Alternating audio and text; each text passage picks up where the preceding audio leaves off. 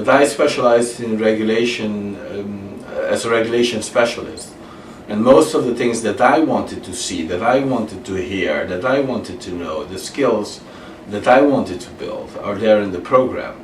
And that is what IP3 can offer. IP3 can offer the breadth of the subject as well as the depth. And that is important for somebody like me who's been in all in like 25 years in various areas of regulation. And you want to see it all come together in some place. And it has been the case here in Washington at IP3.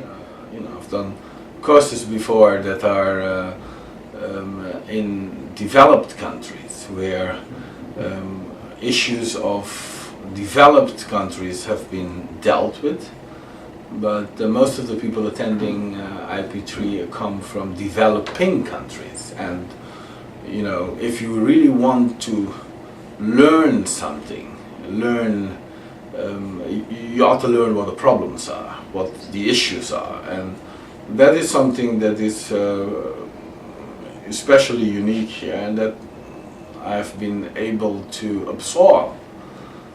I would recommend it not only to the engineers, but also to the economists and especially the lawyers, because in my case I am both an economist and a lawyer, and sometimes people think that utility regulation is more for the technical guys, the engineering guys. Well, I have no technical experience at all and no technical background at all, but what you get in these kind of courses and programs is that you're able, as an economist or a lawyer or both, to do a very good job, even though you are not a technical person.